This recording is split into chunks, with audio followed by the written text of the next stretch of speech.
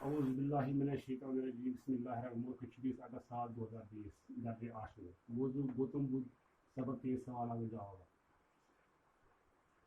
کل ہمیں کچھ سوال رہ گئے ہیں, انہیں کو آج ہم نے پورا کیا ہے. پہلا سوال ہے ہمارا 8 راس راہوں سے کیا مراد ہے, یعنی جو 8 قوانین گوتم بدھ نے بنائے ہیں ان سے کیا مراد ہے.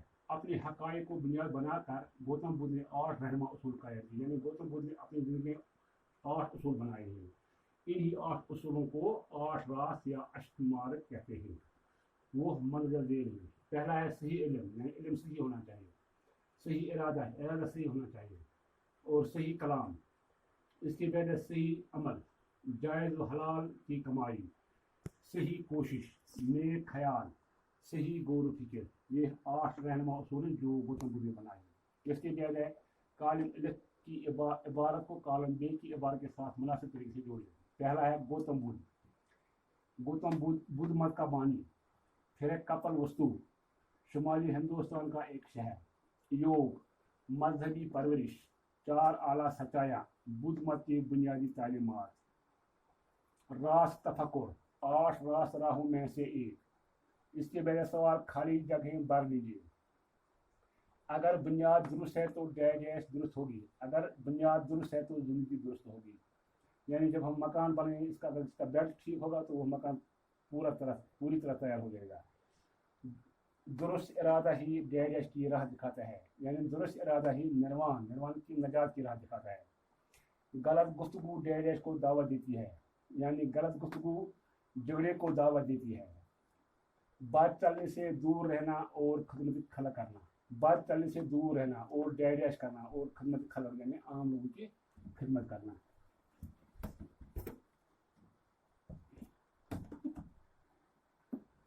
اس کے بعد ہے محنت اور ڈیش سے اپنے لیے روزی کمانا.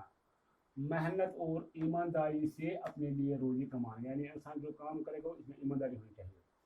یہ کوشش جاری رکھنا کہ ذہن ڈیش پراگندہ نہ ہو. انسان کو ہمیشہ یہ کوشش کرنا چاہیے کہ انسان کا ذہن یعنی پراگندہ ہو گیا, یعنی خراب دماغ نہیں ہونا چاہیے. ذہن کو پوری طرح ڈیش رکھنا, ذہن کو پوری طرح بیدار رکھنا. درست طریقے سے سوچ ڈیش کرنا, درست طریقے سے سوچ, یعنی انسان جو کام کرے گا اس کے بارے میں پہلے سوچنا چاہیے. اس کے بعد سوال گوتم بدھ کے حالات پر 10 جملے لکھیں. گوتم بدھ کا اصلی نام سدھارا تھا, یعنی جو گوتم بدھ کا اصلی نام سدھارا تھا. اگرچہ وہ شہزادہ تھا, یعنی شہزادہ کا معنی ہوگا بادشاہ کا بیٹا. وہ بادشاہ کا بیٹا تھا اور دنیا کی ساری آسائش اس کو میسر, یعنی جو بادشاہ کا بیٹا تھا اس کی ساری آسائش میسر ہوتی ہے, لیکن پھر بھی اس کا دل دنیا سے نہیں لگتا تھا. اتنی آسائشوں کے باوجود اس کا دل دنیا سے نہیں لگتا. وہ بچپن ہی سے سوچ وچار میں لگتا. جو گوتم بدھ تھا وہ بچپن سے ہی سوچنے میں رہا. وہ کہتا تھا کہ دنیا دکھوں کا گھر ہے, یعنی جو دنیا ہے یہ دکھوں کا گھر ہے. 19 سال کی عمر میں جب وہ 19 سال کا ہو گیا تو اس کی شادی اپنی ماموزاد بہن سے ہوئی.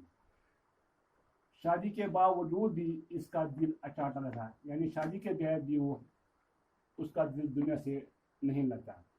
آخرکار وہ دنیا اور سلطنت کو چھوڑ کر, یعنی اس کا باپ جو بادشاہ تھا وہ سلطنت اسے چھوڑ دی اور دنیا کو چھوڑ کر نجات کا راستہ تلاش کرنے لگا, یعنی وہ آخرت کی راست کی تلاش میں نکلا.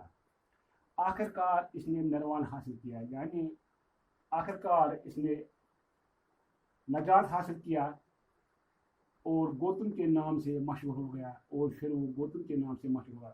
یہی گوتم بدھ مذہب کا بانی بنا. اب یہی گوتم جو بدھ مذہب ہے اسی کا وہ بانی, اسی کا وہ سردار بن گیا. باقی وسلم یہ ہے ہماری, اس سے ہمارا آج کا لیسن ختم ہو چکا ہے. انشاءاللہ اگر زندگی ہو تو صبح ہم اس سے پہلے دوسرا لیسن شروع کریں گے. باقی وسلم ٹیچر غلام رشید.